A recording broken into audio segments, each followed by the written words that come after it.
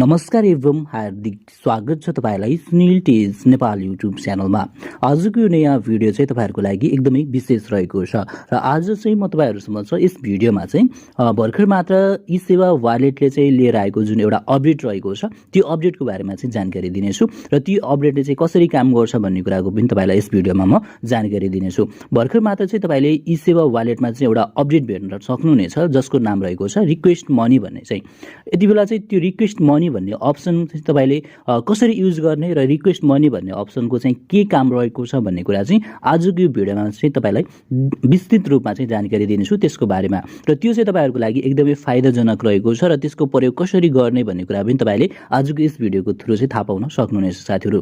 र तपाईले चाहिँ त्यो रिक्वेस्ट मनी अप्सनको बारेमा जानकारी लिन चाहनुहुन्छ र त्यसलाई चाहिँ तपाईले कसरी प्रयोग गर्ने र के फाइदाहरु छन् भन्ने कुरा जानकारी लिन चाहनुहुन्छ भने यस भिडियोलाई स्किप नगरिकन सुरुदेखि अन्तिमसम्म हेर्नुहोला। र यति बेला म तपाईलाई ढिलो नगरिकन आजको भिडियोको विषयवस्तुतर्फ नै लान चाहन्छु। यहाँनिर रहेको छ हाम्रो eSewa एप्लिकेसन। यसलाई चाहिँ म यहाँनिर ओपन गर्छु। eSewa वालेट जुन कि एकदमै राम्रो वालेट रहेको छ, नेपालको नम्बर 1 वालेट भनेर पनि चिनिने गर्दछ। र यो वालेटमा चाहिँ यहाँनिर तपाईले देख्न सक्नुहुन्छ अहिले चाहिँ विभिन्न अप्सनहरु चाहिँ छँदै नै थिए, यसमा पहिलादेखि नै रहेका थिए र अहिले चाहिँ नयाँ अप्सन आएको छ। यहाँनिर हेर्दै हुनुहुन्छ रिक्वेस्ट मनी भन्ने यो अप्सन यहाँनिर चाहिँ देख्दै हुनुहुन्छ तपाईले। मैले यति बेला क्लिक गरिसके रिक्वेस्ट मनी भन्ने अप्सन र चाहिँ अब म तपाईहरुलाई चाहिँ यहाँनिर चाहिँ सुरुमा चाहिँ यसको फाइदा के रहेको छ र यो चाहिँ यो तपाईहरुले कसरी प्रयोग गर्ने भन्ने कुरा चाहिँ यहाँनिर बताउँदै छु मैले। जस्तै कि यसको फाइदा के रहेको छ भने चाहिँ तपाईले कुनै पनि व्यक्तिबाट पैसा लिनु छ या तपाईले चाहिँ कसैलाई पनि लोन दिनु भएको छ या तपाईले चाहिँ सापटी दिनु भएको छ या चाहिँ तपाईलाई कसैसँग पनि पैसा चाहिएको छ, तपाईले उसँग चाहिँ सापटी लिन चाहनुहुन्छ भनेको खण्डमा चाहिँ तपाईले यस अप्सनलाई चाहिँ युज गर्न सक्नुहुन्छ। र तपाईले यसलाई चाहिँ कसरी युज गर्ने तपाईले चाहिँ अब थाहा पाइसक्नु भएको यसको फाइदा चाहिँ के रहेको छ भन्ने कुरा चाहिँ जस्तै तपाईले कसैलाई ऋण दिनुभयो, लोन दिनुभयो र उसले चाहिँ बिर्सिरहेको छ, उसले चाहिँ तिर्न खोजिरहेको छैन भने चाहिँ तपाईले चाहिँ उसलाई चाहिँ यसको थ्रु चाहिँ मेसेज गर्न सक्नुहुन्छ। यसको थ्रु चाहिँ तपाईले मेरो पैसा दिए भनेर चाहिँ रिक्वेस्ट गर्न चाहिँ सक्नुहुन्छ है त साथीहरु। तपाईले उसलाई चाहिँ नोटिफिकेसन दिन सक्नुहुन्छ, तपाईले उसलाई चाहिँ अनुरोध गर्न सक्नुहुन्छ यो अप्सनको थ्रु। यो अप्सनको चाहिँ एकदमै धेरै फाइदाहरु रहेको छ। र अब चाहिँ तपाईले यसलाई चाहिँ कसरी युज गर्ने भनेर चाहिँ म तपाईलाई यहाँनिर सिकाउँदै छु है। जस्तै कि तपाईले यहाँनिर रिक्वेस्ट मनी भन्ने यो अप्सनमा क्लिक गर्नुभयो। यसमा क्लिक गरिसके पश्चात चाहिँ यहाँनिर रिक्वेस्ट एमाउन्ट भन्छ।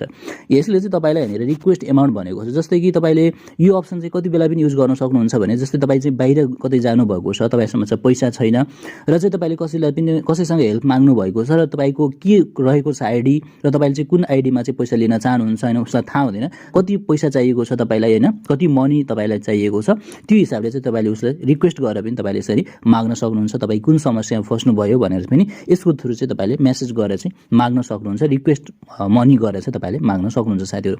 अब चाहिँ सिम्पली यसलाई कसरी युज गर्ने भन्ने कुरा चाहिँ यहाँनिर म तपाईलाई बताउँदै छु। यहाँनिर चाहिँ रिक्वेस्ट एमाउन्ट भनेको छ, यहाँनिर चाहिँ तपाईले रिक्वेस्ट कति एमाउन्ट चाहिँ तपाईले लिन खोज्दै हुनुहुन्छ उसबाट हैन, तपाईले कति या तपाईले लोन कसैलाई दिनुभएको छ भने उसबाट चाहिँ तपाईले त्यो लोन कति दिनुभएको छ। जस्तै कि यहाँनिर मैले राखे 4000 मैले चाहिँ एउटा कुनै व्यक्तिबाट लिएको छु र यहाँ चाहिँ रिक्वेस्ट रिमार्क्स भनेर चाहिँ यहाँनिर रिजन के हो त तपाईले के को लागि माग्दै हुनुहुन्छ हैन। जस्तै कि फर लोन भनेर चाहिँ यहाँनिर जस्तै राख्दैछु है। जस्तै मैले चाहिँ यहाँनिर तपाईले आफै नेपालीमा रोमनमा पनि लेख्न सक्नुहुन्छ, लोन पे भनेर पनि लेख्न सक्नुहुन्छ जस्तै। अनि त्यसपछि तपाईले चाहिँ लोन पे गर भनेर पनि यहाँनिर लेख्न सक्नुहुन्छ है। अब चाहिँ यहाँनिर तपाईले यति लेखिसके पश्चात चाहिँ यहाँनिर सिम्पली eSewa आईडी भन्छ है। यहाँनिर तपाईले चाहिँ यहाँनिर eSewa आईडी पनि राख्न सक्नुहुन्छ। जस्तै यहाँनिर म एउटा eSewa आईडी राख्छु। अब चाहिँ तपाईले यहाँनिर हेर्न सक्नुहुन्छ मैले चाहिँ यहाँनिर रिक्वेस्ट एमाउन्ट पनि राखिसके, रिक्वेस्ट रिमार्क्स पनि राखिसके र यहाँनिर चाहिँ eSewa आईडी पनि राखिसकेको छु मैले। र अब सिम्पली चाहिँ यति गरिसके पश्चात चाहिँ तपाईले यहाँनिर तलपट्टि ग्रीन कलरको रिक्वेस्ट भन्ने लेखेको बटन भेट्न सक्नुहुन्छ। यसमा चाहिँ तपाईले क्लिक गर्नु होला र अब चाहिँ तपाईले यसमा क्लिक गरिसके पश्चात चाहिँ यहाँनिर आउँछ तपाईको जति पनि इन्फर्मेसन रहेको छ। जस्तै कि यहाँनिर eSewa आईडी कुन रहेको छ र पेयर नेम, त्यो पे गर्ने व्यक्तिको नाम के रहेको छ हैन, जसलाई चाहिँ तपाईले रिक्वेस्ट गर्दै हुनुहुन्छ त्यसको नाम पनि यहाँनिर आउँछ र रिमार्क्समा चाहिँ तपाईले के लेख्नु भएको छ त्यो पनि आउँछ र टोटल चाहिँ रिसिभ गर्नुपर्ने एमाउन्ट कति रहेको छ त्यो पनि आउँछ। र सिम्पली चाहिँ यहाँनिर तपाईले फेरि अब चाहिँ कन्फर्मको बटनमा चाहिँ क्लिक गर्नु होला। यो सम्पूर्ण कुराहरु राइट छ छैन भनेर चाहिँ तपाईले चेक गरिसके पश्चात कन्फर्मको बटनमा क्लिक गरेर चाहिँ अब सिम्पली चाहिँ यहाँनिर एम पिन भन्छ जुन कि तपाईको मास्टर पिन हुन्छ 4 डिजिटको, त्यो पिन चाहिँ यहाँनिर राख्न नभुल्नु होला। अब चाहिँ यहाँनिर म राख्दै छु मेरो पिन।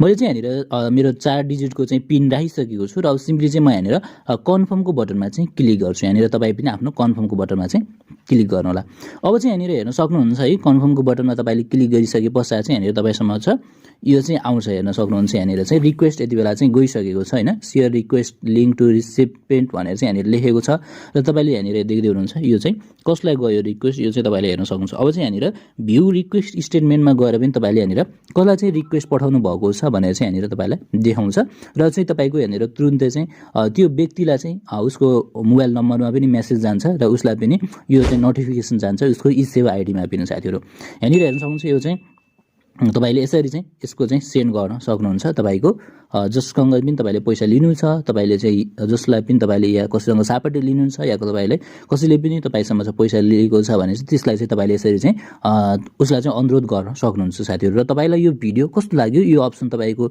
लागि एकदमै बेस्ट छ, यद्यपि बेस्ट छ भने चाहिँ तपाईले एकदमै बेस्ट लाग्यो भने चाहिँ कमेन्ट बक्समा गएर चाहिँ eSewa को यो बेस्ट अप्सन भनेर चाहिँ तपाईले कमेन्ट गर्न पनि नभुल्नुहोला भन्दै तपाईसँग छ नेक्स्ट अनि बेस्ट भिडियोमा भेट्ने बाचा गर्दै अहिलेलाई भने Sunil teach Nepal YouTube channel सँगसँगै म सुनिल कुमार केसी पनि ओझेल पर्छु। हवस् त नमस्कार, तपाईको बाँकी पल शुभ रहोस्। जय नेपाल।